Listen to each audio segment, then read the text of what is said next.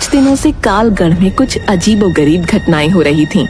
गांव में कोई भी घटना होती थी तो सबसे पहली सूचना हिम्मत सिंह को दी जाती थी। गांव की बुढ़िया भागती हुई जमींदार के पास पहुंची। जमींदार साहब, गजब हो गया। मेरा बेटा मटरू कल शाम से गायब है, अभी तक घर नहीं आया।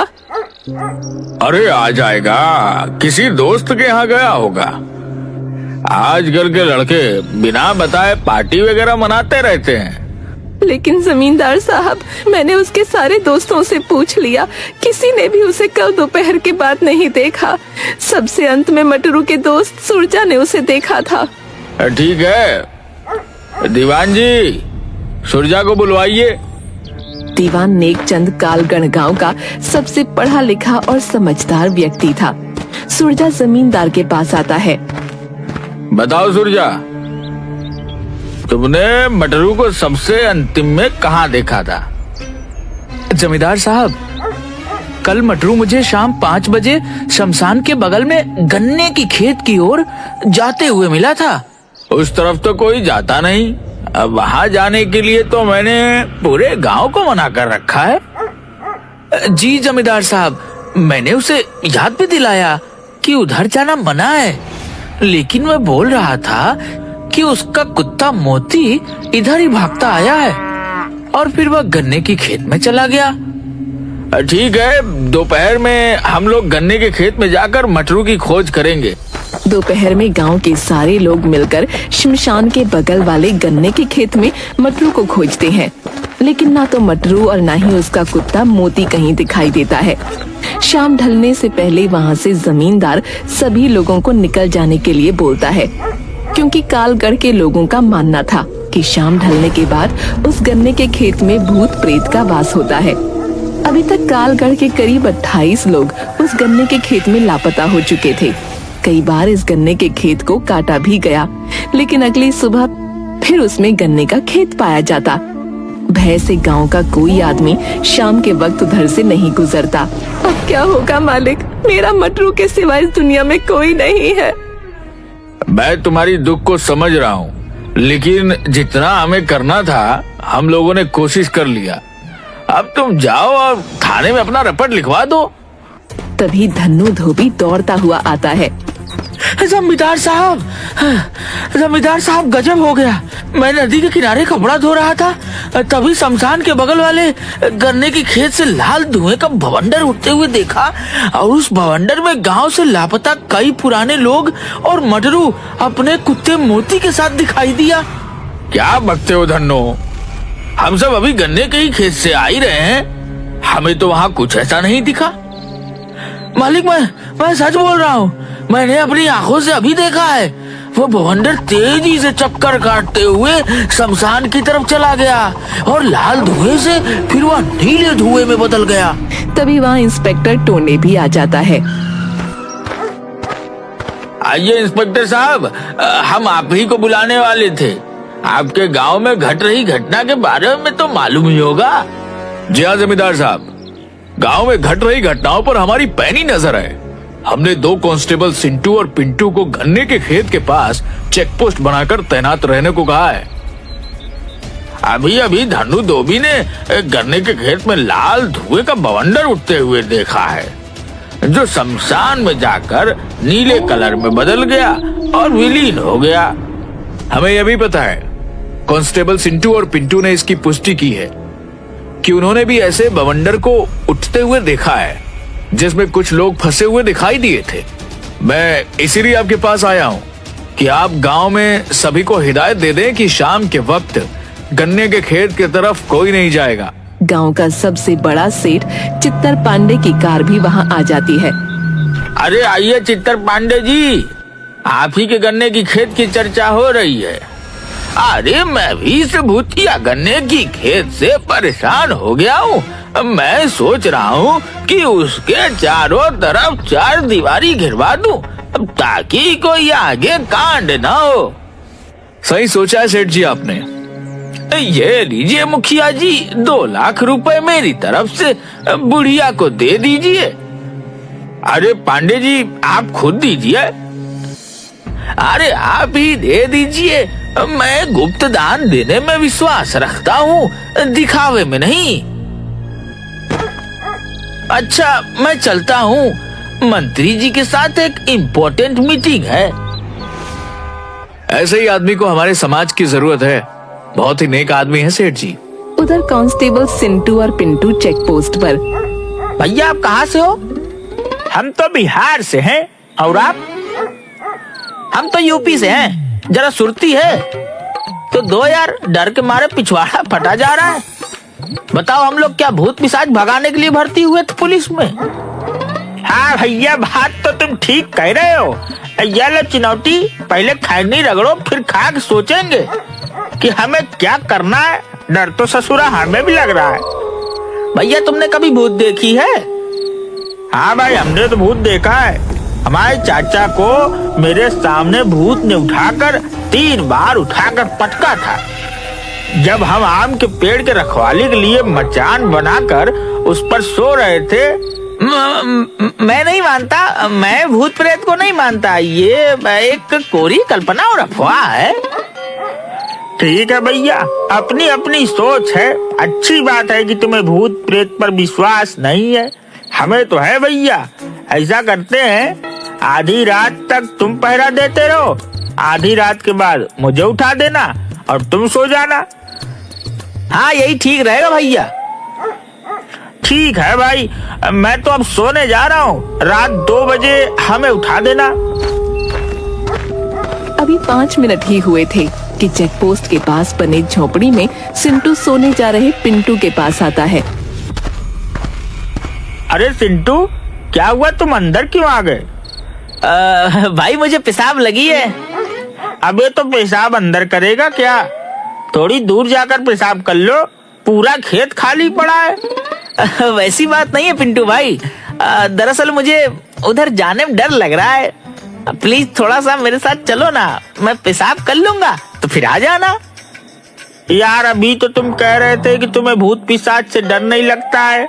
तुम्हारे इस बात से मुझे भी कुछ हिम्मत बढ़ा था, लेकिन तुम तो मुझसे भी ज्यादा डरपोक हो। चलो टॉर्च लेकर चलते हैं। सिंटू चेक पोस्ट से कुछ दूर जाकर पेशाब करने लगता है।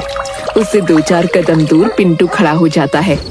अचानक वहाँ से एक काली बिल्ली सिंटू के पैरों से टकराती हुई दूसरी ओर खेत में भाग जाती है। सिंटू डर के मारे उछलकर पिंटू के ऊपर चढ़ जाता है। भैया बचाओ बचाओ, मेरे पैरों से भूत टकराया अभी।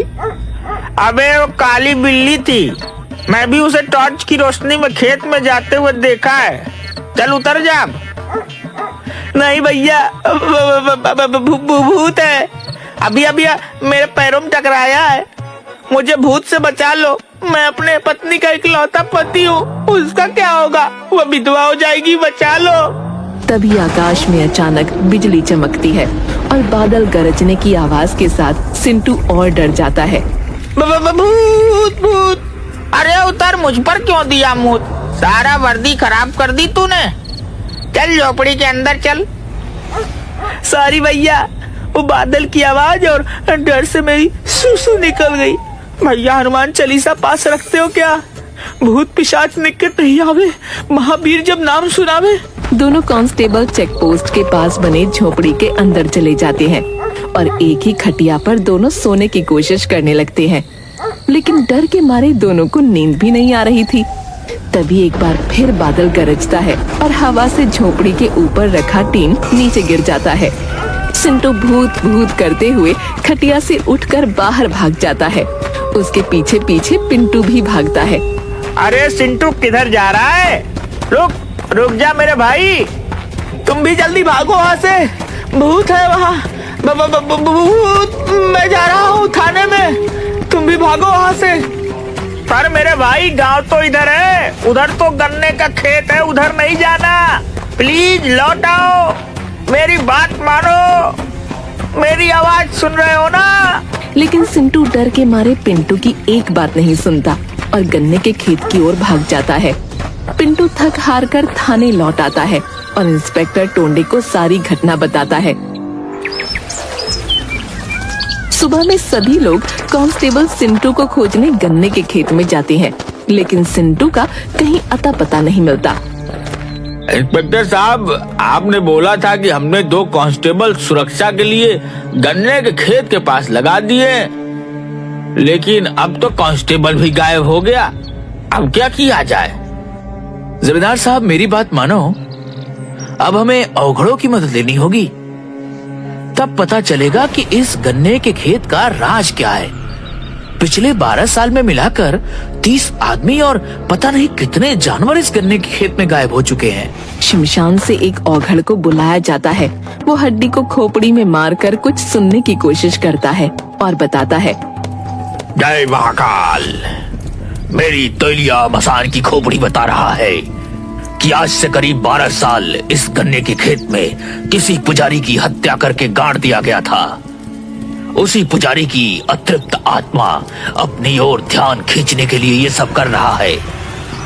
हमारे गांव में आज तक किसी पुजारी की हत्या तो नहीं हुई है। हाँ, 12 साल पहले हमारे गांव के मुख्य पुजारी मंदिर से भगवान का सोने का सारा गहना मुकुट लेकर भाग जरूर गया था। मूर्ख, वो भागा नहीं था, उसकी हत्या की गई थी। आज भी हत्यारा यही गई है। जब तक उसको सजा नहीं मिल जाता तब तक इसी तरह इस गांव के आदमी लापता होते जाएंगे। तो अब हमें क्या करना चाहिए? गांव के सभी लोगों को यहाँ इकट्ठा करो। बीमार, गर्भवती महिला और छोटे बच्चे छोड़कर कोई भी अपने घर के अंदर नहीं होना चाहिए।